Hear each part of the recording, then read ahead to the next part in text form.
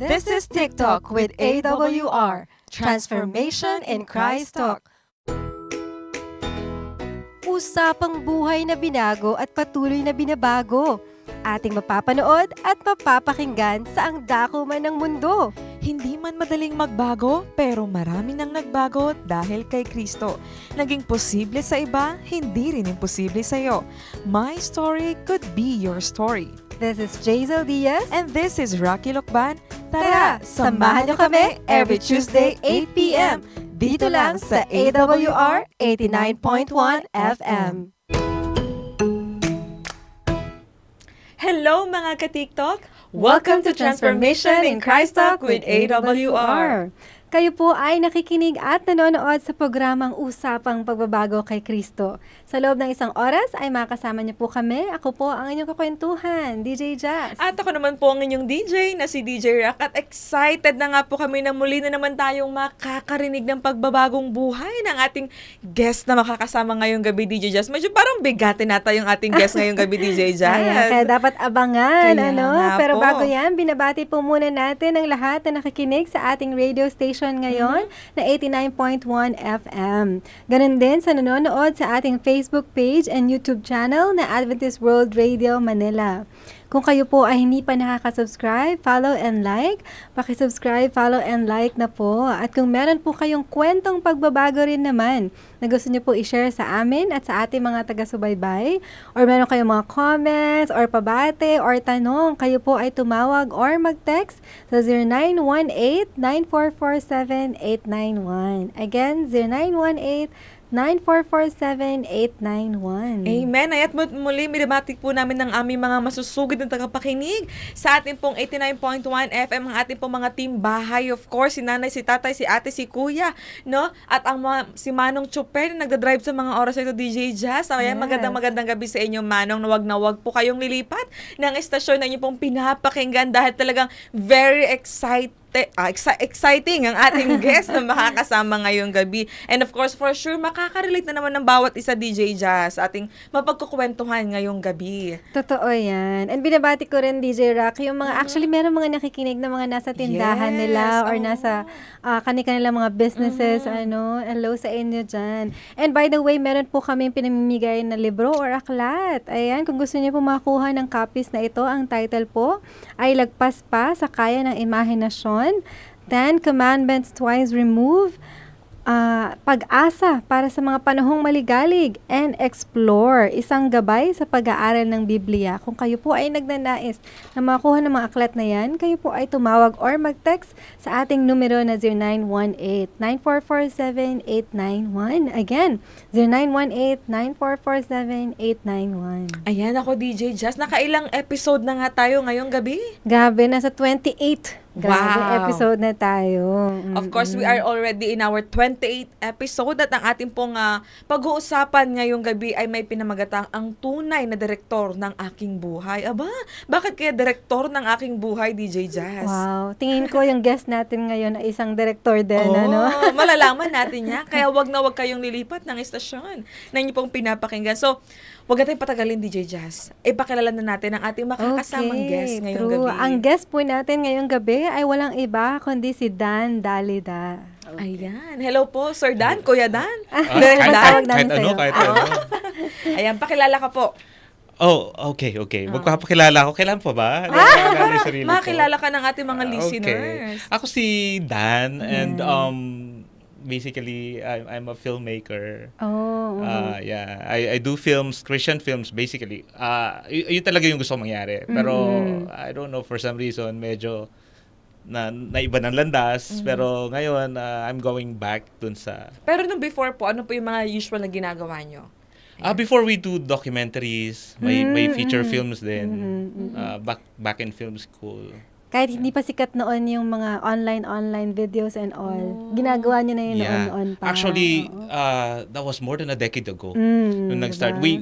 We made the first SDA film. Full-length feature film. Kasama namin yung mga kapatid ni DJ Jazz. Oh. Pero bago yan, Dan or Direct Dan, bati ka muna sa kanila. Oo nga, yung Para family na mo. Oh, yeah. Share Oh. us a little background of your Personal life. Personal Oh, wow, life. wow. Ilang taon, Family ka ba? single, married, oo. Wow, grabe, nasa AWR na ako. Grabe, pangarap ko lang to dati. Diba yun? Talaga. Ayun. So, greetings dun sa mga sa taga-subaybay ninyo, sa mga nakikinig. And sa family ko, na alam mo yun, na talagang patuloy na nandyan, na patuloy na sumusuporta. Batiin mo naman sila. I mean, Sila Ate Jen, sila Ayan. Pastor Ron, Yeah, hello, Pastor. na nasa Ate SSD. Jen. Yes. Nandito na ako nagbabalik loob. Parang sama-sama kasi pag transformation, di ba? Parang conversion story. Parang, Saan po ba kayo nagtapos? Ano po pinag-aralan nyo? graduate ako ng AUP, Adventist. University of the Philippines, AB English. Tapos nagdiretso ako ng film school kay Direk Marilo Diaz Abaya, yung isa sa mga national artist natin. Saan yun? Saan nag-aaral ng film? Marilo making? Diaz Abaya Film Institute. Sa Manila ba yan? Yeah. Okay. Nice. So, bata ka pa lang po ba talaga, Direk Dan? Mahilig ka na sa mga ganitong bagay? Actually, after ko napanood yung Passion of the Christ, sabi ko, bakit hindi na, kasi pinapalabas siya sa AY di ba? Yeah. So sabi ko, why not make something like this na by Adventists for Adventists. High school ka nun o college ka nun? Parang, Napanood mo yun? grabe naman yung mga tanong mo. Oh, hindi kasi parang ako elementary yata ako nun. Gen Z. Parang feeling ko high school. High school, di ba? Oh, I was in AUP, I think, that time. Pero married ka na ngayon. Yeah, oo. Sa wife ko, sweet, si Amy. Yeah, diyan lang siya sa kabila, nasa Adventist Manila Medical Center. Siya po ay nurse, doctor? Head nurse ng MSU. Wow. So, greetings sa mga taga-MSU. Yes, hello po sa inyo dyan. Yeah. Oo. Matagal na kayo na mag-asawa? Yeah, 6 years. Oh, matagal na din. Wow. Parang noong time na yun, na nag-filmmaking ka, married ka na ba noon? Hindi pa. Oh, hindi pa. That was a decade ago, like Yeah, ang tagal na, diba? 2011 kami nag-start. Nila Mon, nila Pao. Yeah. Oh, so talagang before Direct Dan, may mga namimit ka na din talaga ng mga artista, ng mga nakakatrabaho mo. Yeah, before, yeah. Kagaya nino. Nag-shoot pa kami dito sa Adventist Manila Medical Center. Sila Ina Fileo, mga kasama ko naman sa film school kasi. Kaya. So, usually, yung mga naging kabatch ko doon, mga directors naman din ng ABS. Wow, talagang bigatin para talagang ating guest si JJ. Pero gusto natin mas makilala pa siya, no? Okay, yeah. So, kung tatanungin ka, Kuya Dan, or Sir Dan, or Kuya Direct Dan na lang, Kuya Dan na lang. Oo, parang medyo formal masyado. Parang hindi ako sanay DJ Jazz. Ayan. Paano mo i-describe yung sarili mo nung hindi mo pa talaga nakikilala si Christopher Before personally? Christ muna tayo. Well, basically, I'm a third generation Seventh-day Adventist. So actually, gusto ko mag-back out nung tinanong ni DJ Rock na sino si Dan before. So parang sabi ko, ano ba talaga yung conversion story ko? Kasi I'm a third generation Seventh-day Adventist. Ano ibig sabihin pag third generation? Lolo mo? Yeah, yung lolo ng lolo ko, SDA na. So, yung grandparents ko, pioneer ng Olongapo Adventist. Sa Olongapo Seventh-day pala. Adventist, oo. So, yun. So, sabi ko ganun. It hit me, actually. Sabi ko ganun, tatanggihan ko na lang to. I'm gonna turn this down. Kasi nga, ano ba yung conversion story ko talaga? Basically, siguro ito yung typical ng matagal ng Adventist, born Adventist, especially born. Ano ba talaga yung conversion stories natin? Kasi it appears to me na parang yung dito sa TikTok, di ba? Parang, alam mo yun, parang yung conversion story nangyayari lang at nakukuha lang sa mga non-Adventist na magaling kasi ibang religion. Yeah. Kasi we made this as well. Kasama ko si Buni, si Limon, sa Baguio, sa Mountain Provinces Mission. So, mga conversion stories din yung ginawa naming mga short films. Kaya lang, parang nung ako na tinatanong, ano ba yung conversion story ko? So basically, ayun. So napasubo ka ngayon, Kuya Dan. Oo, actually. And eye-opener siya sa akin, actually. Sobrang eye-opener siya sa akin. Yeah, because conversion story is not just about yung nagpalit ka ng religion o galing ka sa ibang religion. Yeah. Pero I believe na lahat talaga may conversion story. May encounters sa Exactly. Panginoon. At yun yung gusto nating malaman talaga, no? At so, ikaw, Kuya Dan, ano yung tingin mong hindi mo makakalimutang karanasan sa buhay mo? Ako merong isa. Kasi back in college, you see, growing up, nasa left side of the boat ako palagi. Medyo idealistic and all that. Nagkaroon nung rally sa school. Ganyan. So, may one time na umuwi ako, parang nadampot ako ng hindi ko makilalang tao. Sa labas lang ng Adventist University of the Philippines. This is like 2002 or 2003. So parang ganun. So nakaladkad ako simula doon sa taas ng bakod ng AUP hanggang doon sa lampas ng gate. Malapit na doon sa dulo na ng bago mag gasolinahan. Ngayon doon bago paliko. So mga yun, parang 500 meters ganyan. More than I think 500 meters. I think 500 meters. Paano kinaladkad ka? Nasa labas ako, DJ Jazz, na parang tumatakbo ka tapos umaandar yung sasakyan. Talaga grabe. Yeah. So grabe before. Ayun yung experience ko na hindi ko makalimutan. I was like asking for help. Binigay ko na lahat ng ano ko kasi all I thought it was like hold up or binigay ko na yung wallet, yung cellphone, relo. Pero hindi ka talaga matapang ka, tapos sinusuntok ko na sinusuntok. Parang gano'n. Sobrang brutal nung gabi na yon. Tapos nung nandun ako sa dulo, syempre dadaan siya ng gate ng AUP. Talaga sigaw na ako ng sigaw.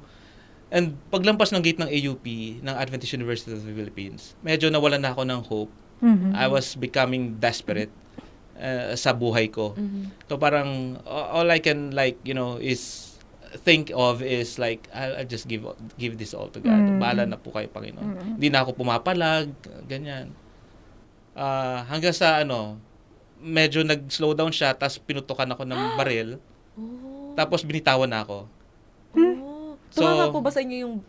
Yeah, ayun nga eh. Parang sa akin, sabi ko parang, alam mo yun, it's a miracle sa buhay ko na parang, that's second life. Wow. So, tinamaan ka? Hindi ako tinamaan. Hindi ka tinamaan? Hindi ako tinamaan. So, parang point blank, siguro kasi tumatakbo ako sa labas. Yeah. So, parang pagputok ng baril, it so happen na nandito lang siya. Pero sobrang so rinig close. na rinig siya. It's so close. So close talaga. Parang gano'n. So, yeah. Hindi ko na inalam yung details noon kasi masyadong masalimuot.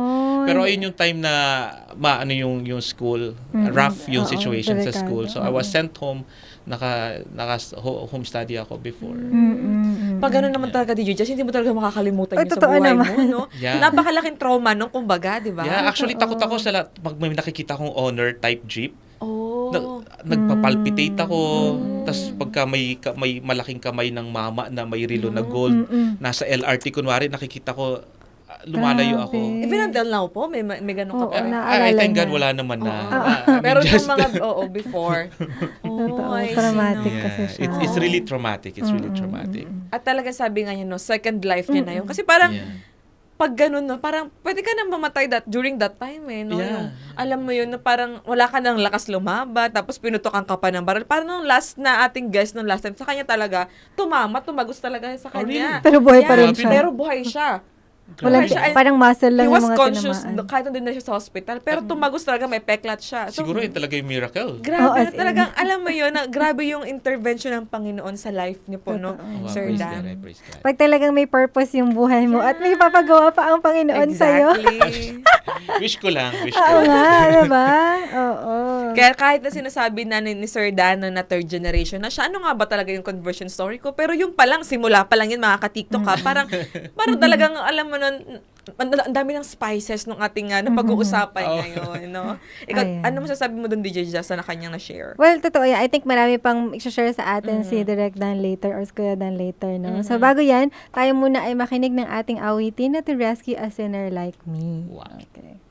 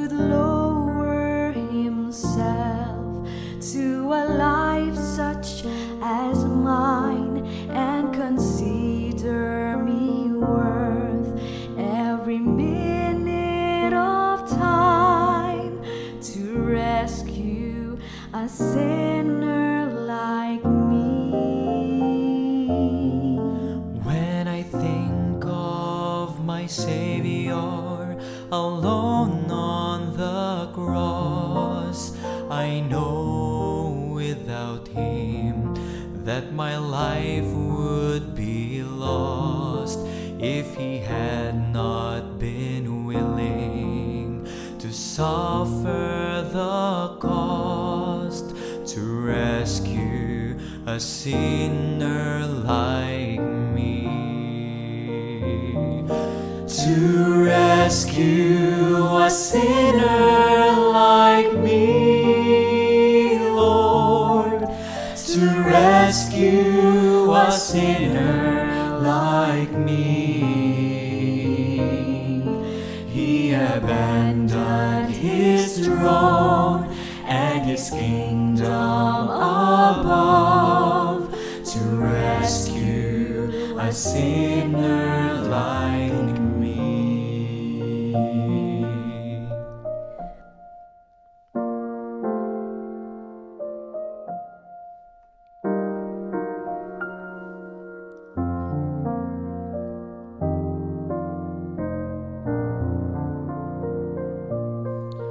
My mind is so limited that I cannot see the reason He died and arose just for me. So unworthy was I, yet He gave willingly to rescue a sinner like me. To rescue a sinner like me, Lord. To rescue a sinner like me. He abandoned His throne and His kingdom above to rescue a sinner like me. To rescue a sinner as worthless as I, and He gave me a reason to sing. It's so hard to believe that it happened to me. Hallelujah to Jesus, my King, my King.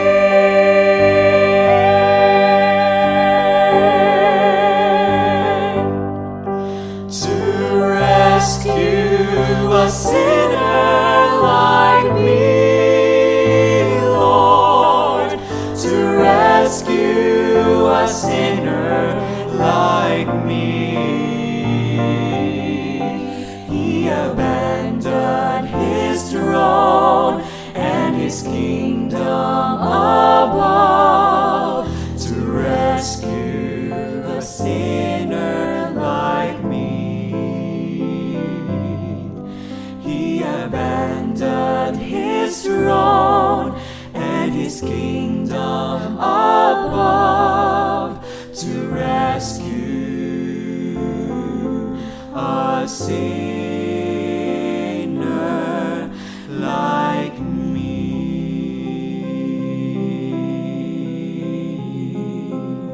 A sinner like me.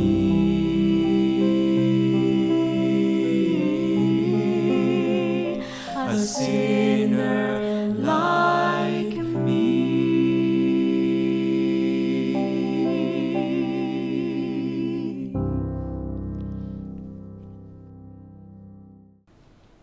And that was To Rescue a Sinner Like Me. At nandito pa rin po kayo sa TikTok, Transformation in Christ Talk with AWR. Again, this is DJ Jazz. At ako pa rin po ang inyong DJ na si DJ Rock at patuloy pa rin po kayong nakikinig sa atin pong radio station na 89.1 FM. Ganoon din po sa ating Facebook at YouTube channel na Adventist World Radio Manila. Kung kayo nga po may comment, suggestion, advice, tanong, na kung mga ka-TikTok, i-comment nyo na po dahil gusto rin po naming malaman kung ano pong saloobin nyo, kung kayo po ba ay nakaka-relate sa ating pong pinag-uusapang kwentong pagbabagong buhay po ni Kuya Dan o ni Direk Dan. No? Kaya naman po mag-comment na kayo dyan at nais din po namin mapakinggan ang inyo pong mga saloobin. Baka may gusto kang batiin, DJ Ayan. Jazz. So, Oo. una sa lahat, pinabati ko po yung family ko. Ayan, na Yes. nanonood ngayon. Lalo higit yung nakakilala kay Kuya Dan. Oo nga. Sa aking mga kapatid na Brother Homir and Brother Paolo. Ayan. So, mamaya pagkukwentuhan namin kayo. Ay, Oo nga. hindi. Anyways, sa mga nanonood pa na mga nakakilala sa amin at kay Kuya Dan at kay DJ Rock, hello po sa inyo dyan at sa ating mga masusugid na taga-subaybay. Ayan. Ayan, kaya Hello naman po sa po. mga nakikinig, wag po kayong lilipat ng inyong mga estasyon na pinapakinggan. Kaya naman po, simulan na natin ang ating kwentuhan ulit, DJ Jazz. Yes. So, gusto na natin malaman, Kuya Dan, paano mo finally nakilala si Kristo in your life? Ano yung naging pinaka-turning point mo sa buhay mo? Wow. Okay, but first off, I'd like to thank you guys for having me, really. Ngayon pala nagsisink in sa akin na nasa AWR ako. Yun, tsaka kila Pao, greeting sa kay Pao, sa mga main actor. Talagang ayun yung mga, alam mo, tsaka si Homir. As in, ito yung mga talagang tao na who rallied beside me and with me. No? Nung time na wala pang naniniwala sa film ministry. Yeah, so we share to us, already ano yung started it. film na yon na Seventh-day Adventist film na you were able to make? Yeah, we were able to finish a feature film entitled The Loud Cry. So it's about a young pastor na hindi na-ordained, parang ganyan. Tapos parang yung spiritual journey niya hanggang sa yung mga trials nila at yung mga conversion stories ng iba't ibang tao. Actually, it's yung plot noon, galing siya sa mga kwento ng iba-ibang tao. So totoo siyang kwento na pinagsama-sama lang namin sa sa isang pelikula. Parang ganoon. So, parang ilang taon na 'yan? 2012 namin release 'yun. So, 13 years ago. Yeah, something 13 like years that. ago. Pero yung Loud Cry kasi Gwapong-gwapo pa si Pao doon. Parang aga-mulak. Aga-mulak talaga yun. pero yung Loud Cry kasi narinig natin yan sa The Book na Great Controversy. Yeah, Tama? sa Oo, Great oo. Controversy. Have you also read that book? Yung book ng Oh Great yeah, Controversy? actually, inaaral ko talaga yung Great Controversy. Almost all the books ni Ellen G. White, except yung Alpha and Omega, mga Testimonies to the Church, yung mga hindi masyadong technical. Pero yung Spirit of Prophecy, yung 3 volume, na ano naman siya, especially the Great Controversy. Oo. Kasi actually, DJ Rock, syempre napanood ko yung buong film, di ba? Kasi syempre kapatid ko yun nandun. eh. Wala kang choice, Sila wala yung, kang oo, choice. sila yung leading role ng time na yun. Actually, na napanood ko siya, for me, it's the Great Controversy coming alive. Parang, kasi nabasa ko na rin naman yung Great Controversy, parang binuhay niya sa kwento. Oo, Oh, sa kwento praise na God. yun, yung pangyayari sa Great Controversy na talagang maraming mga pagsubok or trial sa buhay. Pero, you can overcome it talaga through Jesus Christ. Exactly. And, ang laking impact nun sa Yeah. mga nakapanood nung time na yon. So, yung mga nakapanood dyan, mag-comment nga kayo ng Oo, amen. I Oo, watch ako it. Or napanood yeah, na. amen. Oo. No, Sa mga di diba? pa nakakanood, pwede pa rin mapanood. Pwede naman. Pag-uusapan na lang namin Ayan. siguro with Kontakin niyo po si Direk Dan. Oo nga. So, with Hope Channel. Actually, ayun naman din yung iniisip namin. Other than the specific technical difficulties na kailangan namin baguhin for the film. Kasi may mga music na royalty free before ngayon. May mga ganun. Yeah, Totoo, so totoo. copyrighted na siya. So I we see. need to buy the copy. despite direct na okay Dan na naging successful yung film na yon, yung Loud Cry, ano yung na-encounter mo after that? Doon ba nagkaroon ng turning point talaga na masasabi mo? Yeah, actually during the process ng filming namin, talagang it's so goosebumps. Like Yeah. kasi crowd-funded siya. So yung mga churches yung nagbibigay sa kanya. Tapos may mga galing donation sa iba-ibang tao. Kasi usually, ang film, kuya, di ba, may mga ads. Parang ganon. Usually, yung mga companies ang nag-donate or nag-ano. Pero this time, wala, di ba? Wala Walang talagang. ganon. It's solely, miski yung fare nila, Pao, ng mga ng cast. artist, Imagine, si Pao galing pa yun galing Binyan, pa sila Laguna. ng Binyan. Tapos they will travel all the way dito para Manila, tas, to Manila. Manila. Tapos uwi kami ng mga 11 ng gabi. Totoo. Ayan, as in walang refund. Oo, I mean, totoo. this is pure spirit of volunteerism Yeah. and the love of, art. Yun na mention niyo po, Kuya Dan, ano po yun during the film and then after, ano po yung na-encounter niyo? Actually, maraming miracles eh. Sobrang maraming miracles. Like yung support ng AMCM, ng Adventist Manila Medical Center natin. Diyan kami nag-shoot for free. Totoo. Dito sa NPUC for free. Tapos sa AUP, Adventist University of the Philippines, for free. Oo As in, nga, lahat. As totoo. in, Usually binabayaran ng mga venues, di ba? AUP, you have to pay around that time 20,000 per day if you are to use the location. Grabe yung miracle, no? Pero despite nun, Kuya Dan, ano naman yung negative side na nangyari sa life mo o naging impact? Siguro yung after that, syempre sobrang alam mo yung sobrang hype yung Yeah, spirituality yung hype, mo. Tapos biglang unfortunately dahil nga we were the pioneers Ang of daming this kind controversy of ministry. din. Yes, sobrang dami ng controversy. Totoo. It's about the great controversy Oo. na nagkaroon ng maraming controversy. Like, I'm sorry pero can I say this? Like, na-invite kami sa mga area meeting, ganyan. Tapos, only to hear yung responses like, na parang May mga negative na mga negative, comments. like, you're bringing the cinema to the church, that is abomination. So, na-experience ko na ban So, sa ano- ilang ano- areas kasi nga, Totoo, yeah, totoo. totoo. So, ano nangyari? Ano naging impact sa'yo ng mga great controversy na yun sa life mo, Kuya Dan? That time, nagtumigil yung ministry.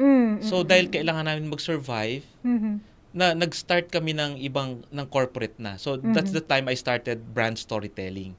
So, yung office namin dati sa Makati na supposedly gusto lang namin for ministry, film ministry ng NPUC, hindi na nagtuloy-tuloy. Kasi we need to survive. So, parang hindi na kasi siya na-support ng church. Kumbaga parang after the screening dito sa CCP, dyan pa tayo nag-premiere sa CCP. Totoo. So parang after yung mga successes na yon and yung nagawa namin na yon, the intention is to raise funds din sa mga churches. So all in all, hindi nila alam to, pero all in all we were able to give at least more than 100,000 sa iba-ibang churches Yeah, collectively. opo. Totoo. So hindi na alam nila pauto, parang ganun. Pero after that, dahil nga sa controversy ng film, it's too early. Siguro yung crowd hindi pa ready for that. Totoo, kasi hindi pa uso yung mga ganun noon. Pero sa panahon natin ngayon, Kuya Dan, Yeah. uso na yung mga filmmaking and all. And Na all. Pero noon time na yun, hindi talaga. Yeah, so parang They're not sobrang ready. tabu yung tinatouch natin, no? Parang gray water yung Totoo. yung movies and all that. So kaya naging ano siya. So parang sa akin na-cancel Cancel culture. na-cancel culture ako bago pa na-imbento yung cancel culture. Oo nga, totoo Na-cancel yun. culture na yung buong Loud Cry team, yung buong ministry before. So, ano po yung karanasan nyo that time? Yung na-share nyo na nagkaroon kayo ng spiritual depression? Ano po nangyari doon? Actually, iniisip ko nga, sabi ko, totoo pala yung depression in a sense. Sabi ko nga, ang nagpapakamatay talaga. Kasi I was thinking, there are times na nag-iisip na ako ng suicide. Suicide is becoming part of my thoughts. Totoo. So parang may mga ganun na akong thoughts na it's so depressing na parang I thought we're working together, parang ganun and only to find out na hindi ka na pala. Parang you're trying to fit in sa isang society, sa isang community na ayaw sa'yo because you're a taboo. Parang ganun. So para siyang naging alam mo yun, yung struggle ko. Pero tuloy-tuloy pa rin naman kasi nagawa pa namin yung Zacchaeus, yung short film na finand nila Pastor Ron. So nagawa pa namin yung Zacchaeus. So may lumabas pa naman na short film. Kasi we're planning to make yung Bible stories na short films. Pero hindi na rin nag-push through yon dahil nga too early. Yeah. Tapos yung peak na spiritual depression ko, it happened nung lumabas yung Tell the World. Oh, that's another film. Yung ng film Adventist. Nagawa Nagawa sa ibang bansa, Sa di ba? UN. Sa US. Oh. Bakit? Bakit I nag-hit was- yun? Susulat ko yung Love Speaks. It's a script para sa Viva Films. Nandun ako sa Maika Cafe, dyan sa may Esplanade. So, doon ako lagi nagsusulat ng script. And finorward sa akin yung meron na nga Tell the World. Doon na talagang naiyak ako. I was like banging yung table na parang, why? Totoo.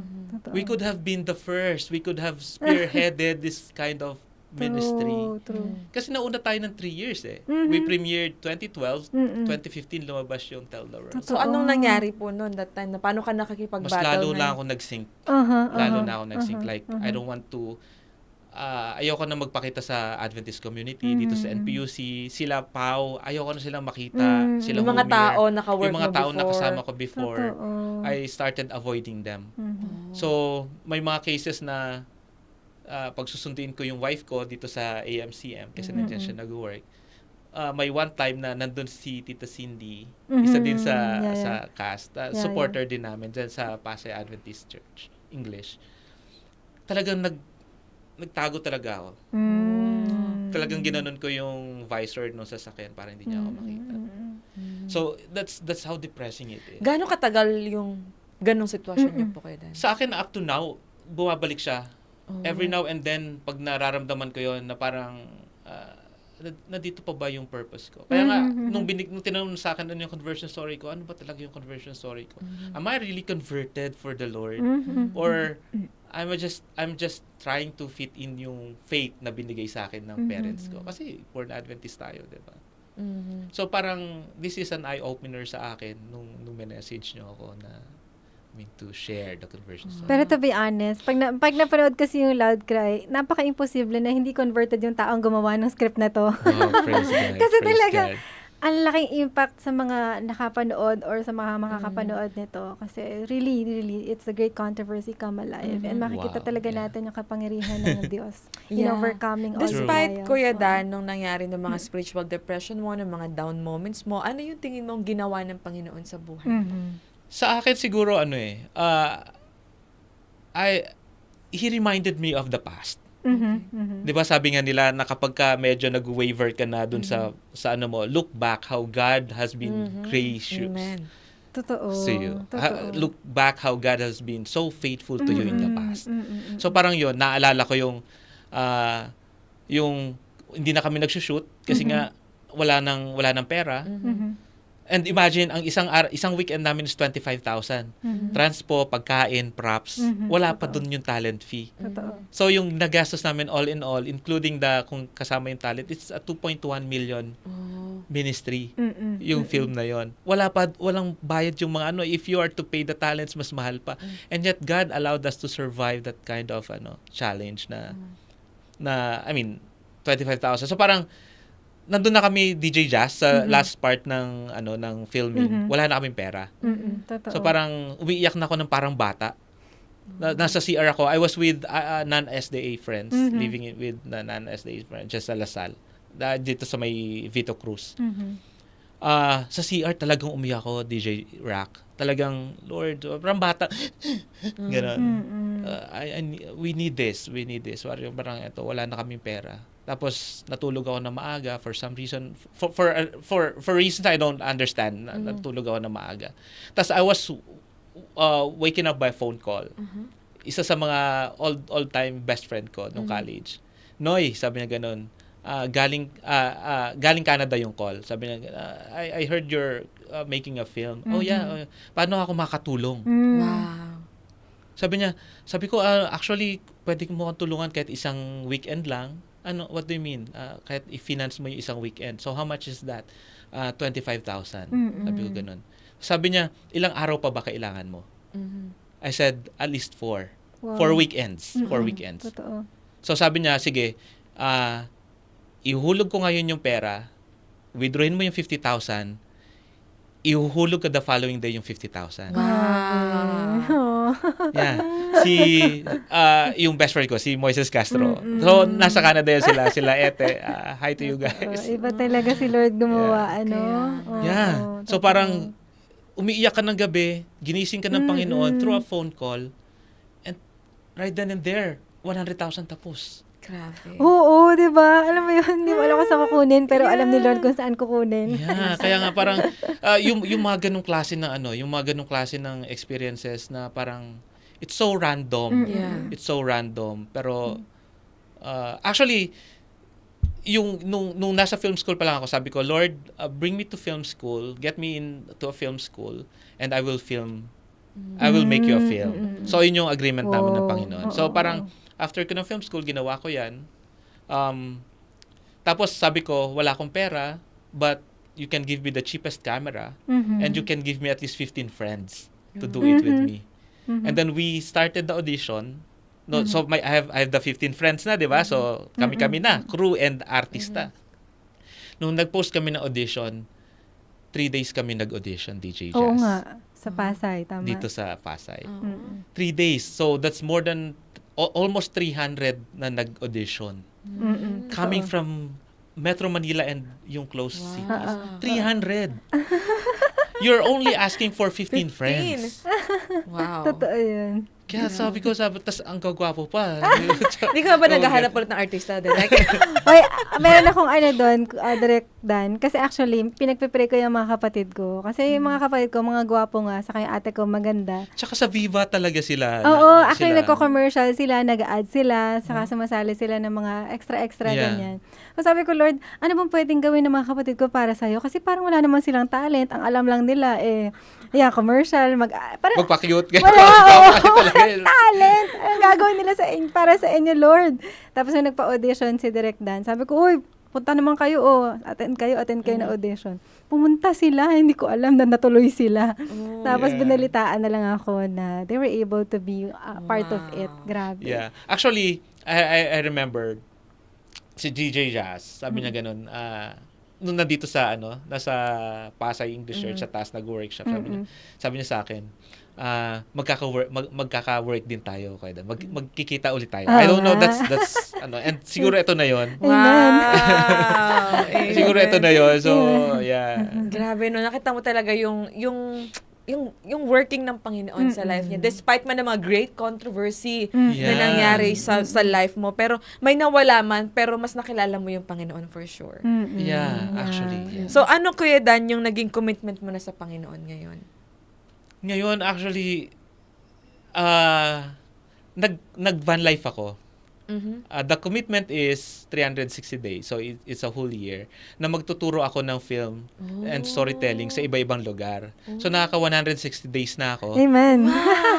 Na nakatira lang sa sasakyan. Uh-huh. Sa parking lot lang ako nakikitulog sa gasolinahan and all that. And I'm doing odd jobs. Yung nag-construction worker para ma-survive. Kasi the idea is, yung documentary, gusto kong maano yung talagang situation ng church natin. Ganun. Kasi I started asking, am I with the right people? Ano ba talaga yung kalagayan ng church? Ano ba yung bilang I need to understand para makamove on ako dun sa trauma, dun sa depression ko. I need to understand kung ano yung kalalagyan talaga ng yung real na kalalagyan. Kasi, I mean, dito sa atin, it's easy Yeah. Pero kapag ka nandun ka na sa mga baryo, sa mga magsasaka, mangingisda na yung kasama mo, struggle yung faith nila every day. Totoo. Yeah. So, na-try ko yon for 160 days. Wow. Ang last stop ko is yung Mountain Provinces Mission. Doon ko nakasama sila. Oh, kaya So, pala we saw you there, Yeah. Greetings kila, Pastor Max. So, natataka kami paano ka napadpad doon. Yung buong MPM family. Yeah. totoo. Sila Sir Mike Subala. So, what did you learn, Kuya, in that van life that you tried? Actually, sobrang niya. Ayun, dun ko na-realize na parang, alam mo yon, God is closer to you than you'll ever think. He's really close to you. Na parang, kasi nung umalis ako, the goal of the documentary is to survive yung 5,000 pesos lang. So, umalis ako ng bahay na 5,000 pesos lang yung budget ko. Kaya, I need to work odd jobs. Yeah. And God provided everything for me. Wow. Na-experience ko yung hindi ako pinayagan ng church na magstay sa parking lot kasi ayaw nila ako doon. That's the sad fact na nangyayari sa mga churches natin. That we really have to, on my end, kailangan ko siyang makita kasi kailangan ko siyang maintindihan. And you know what? Sabi ko ganun, yung first stop ko, pagdating ko dun sa first stop ko, na-reject ako dun sa parking lot. Dininay sa akin yung parking lot. Literal na pinagsaraduhan ako ng simbahan. And talagang iyak ako ng iyak, DJ Jazz. Sa first week, eto kaagad. Pagsubok agad. Sabi ko, Lord, I simply want to follow you. Yeah. I simply want to enjoy your presence. That's why I'm leaving my family behind and doing this for you. And you know what? na-realize ko, habang umiiyak ako, kausap ko si Pastor Bong. Mm-mm. Ka-message ko si Pastor Bong kasi nanghihingi ng mga endorsement from Central Luzon Conference. So si Pastor Bong nasa US, so parang personal message na yung ginawa ni Pastor Bong talagang hindi nag-work. Mhm. Talagang ganun talaga yung situation sa ibang lugar siguro. Opo. And only to find out later on na ma-realize ko na I was only rejected a parking lot, Mm-mm. a safe space. God, Jesus Christ, was Amen. crucified. Totoo. Amen. Totoo yun. Grabe, no? He was rejected. Na-realize ko na that time, nagugusbumps ako, DJ Rai. Oo nga, eh, Kasi ako din. He was rejected by his own people, by Yeah. by the people he called his own, and a place he called home. Mhm, mhm. Ako din ganun. First stop ko yung bahay ko, Olongapo City. Mm-mm. And I was rejected. Mm-mm.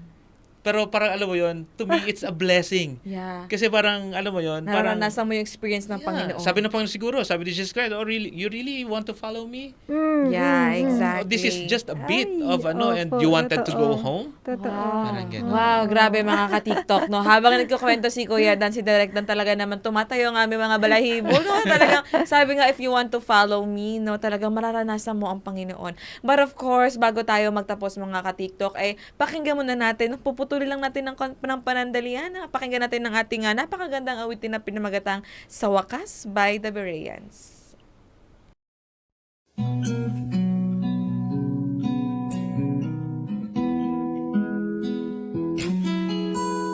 Pagod ka na ba sa araw-araw? Walang magawa, gustong sumigaw. Problema tila ay walang hangganan. Gigising ulit para lumaban. Manali kumapit, may awatin ang langit. Ngunit di ka may pag-asa, pupunasan niyang luha. Tama na, sumuko ka, isuko sa kanya. Buong buhay at lakas, babaguhin niya lahat sa wakas.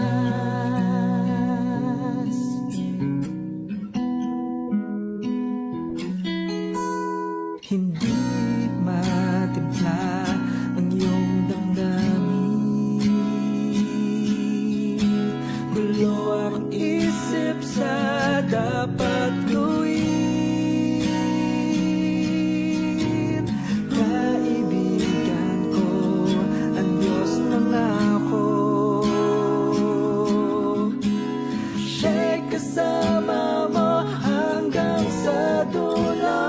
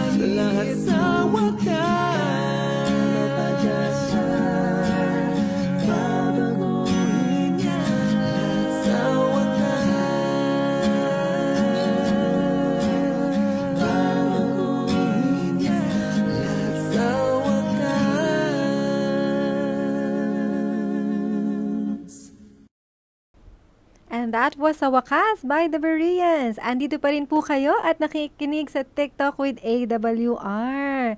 Ayan. So, binabati po muna namin na patuloy na sumusubaybay. Meron pa pong third part ang ating pakikinggan ngayon. Okay. Parang mabibitin tayo, DJ. Oo Just nga kaya eh. mag-start na tayo, no? Sayang ang oras. So, talaga napakaganda ng kwento natin na papakinggan. So, Kuya Dan, sino na si Kuya Dan after mong ma-encounter si Christ at ma-experience yung experience Wow. ni Jesus? Sino na si Kuya Dan? Oo. Para alam mo, para sa akin, conversion is a process. Sabi nga ni Pastor Yeah. Pavel, di ba? Yeah. Parang Totoo. may mga experiences na parang yung isang pastor na, yung senior pastor niya, nung nasa deathbed na siya, tsaka niya palang na-realize, nasabi kay Pastor Pavel na doon pa lang siya na-convert.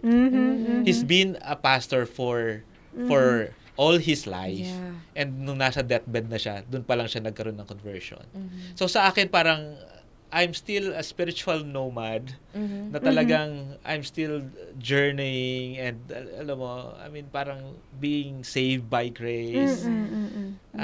Sa process pa rin ng perfection. God is perfecting siguro me as a person, as a Christian. Pero alam mo, DJ Rock, when he is saying the word grace, parang ramdam na ramdam ko na alam niya yung ibig sabihin ng word na grace.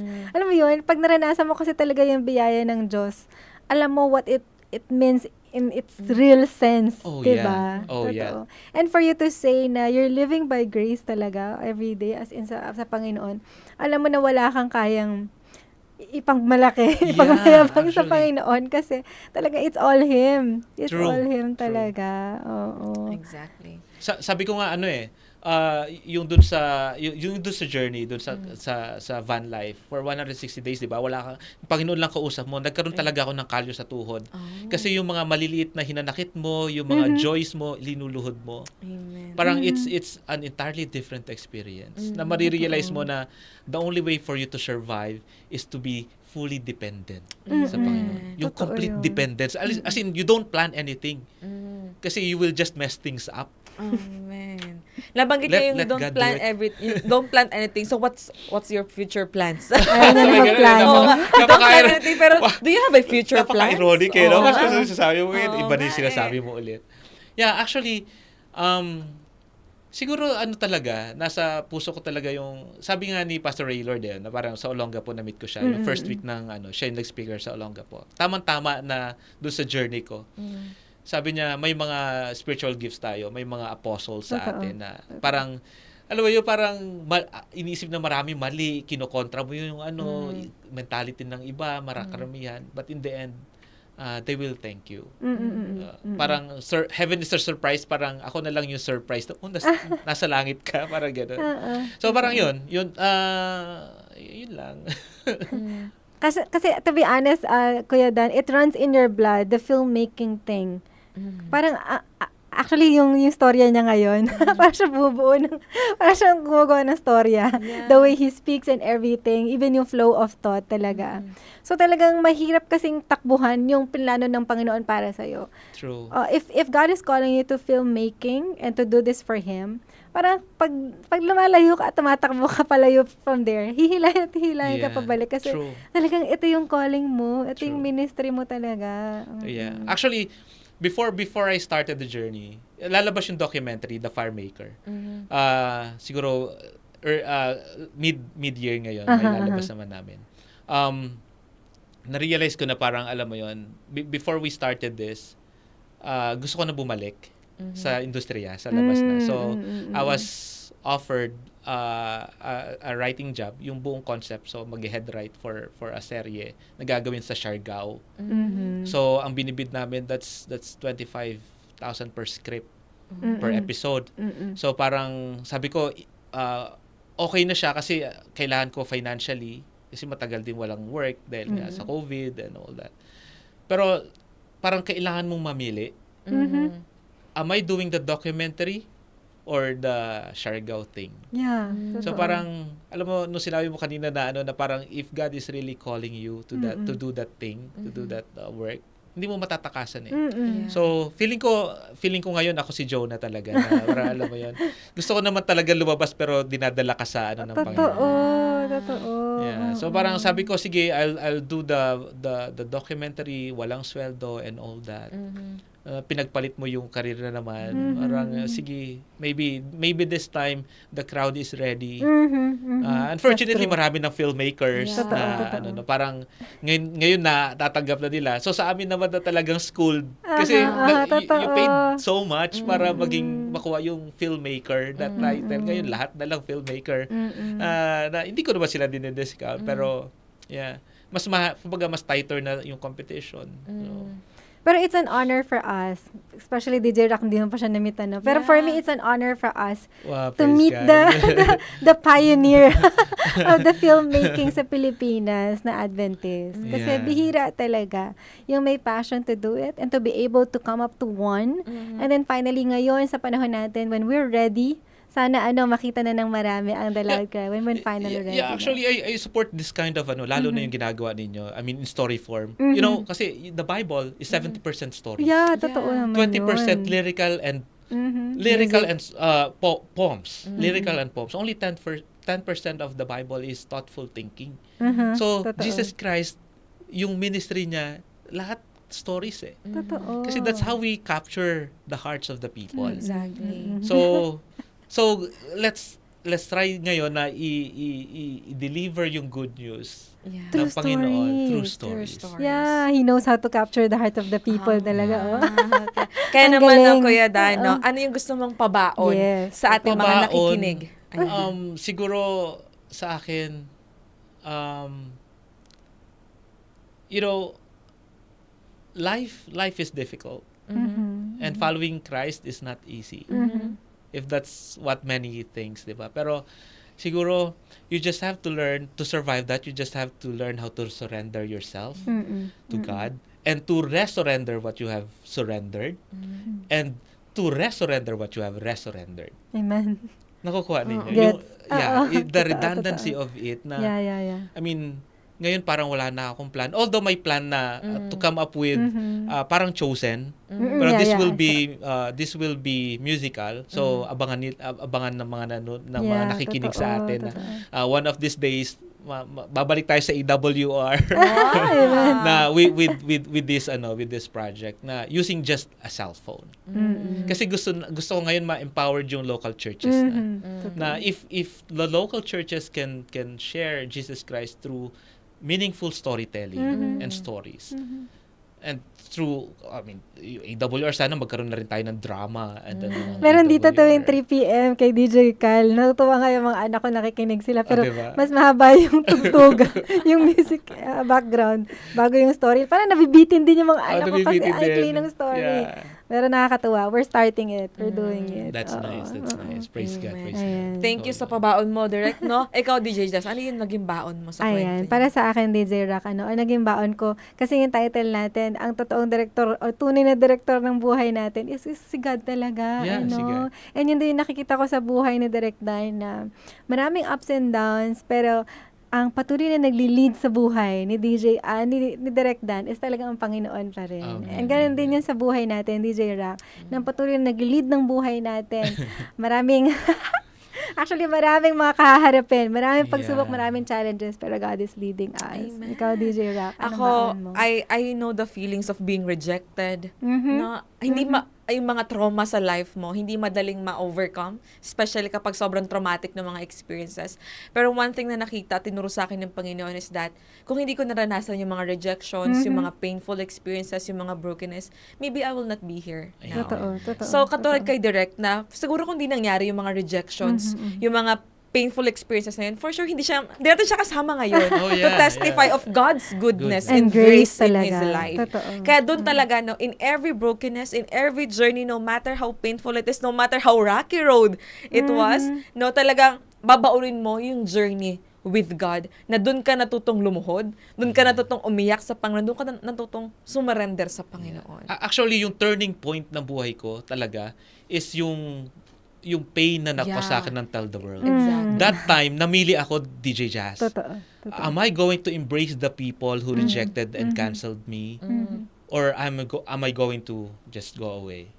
And by God's grace, until now, it's hard, but I keep on embracing the people who Amen. rejected me. So, Salamat parang po that's- na hindi ka bumitaw, Kuya. I praise God, praise God. Dahil I praise patuloy God na every day. Yeah. kumakapit din ang Panginoon sa iyo. Oo. And nagiging blessing ka sa lahat na na-encounter mo. Yeah. Praise Kasi the Lord, praise sa the panahon talaga natin ngayon, storytelling and filmmaking is the trend. And you're Yeah. doing it by God's Yeah. grace. Ayan. Kaya kung gusto nyo mag-artista, kanta kayo si Direk Dan. Pero walang bayad.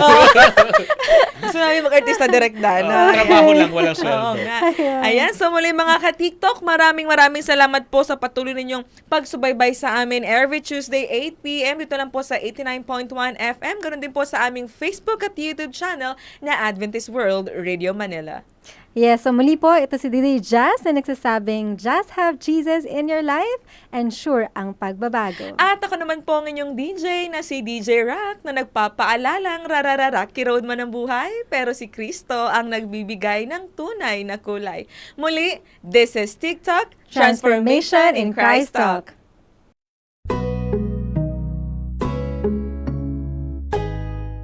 This is TikTok with AWR, Transformation in Christ Talk.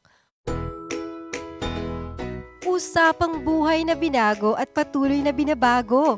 Ating mapapanood at mapapakinggan sa ang dako man ng mundo. Hindi man madaling magbago, pero marami nang nagbago dahil kay Kristo.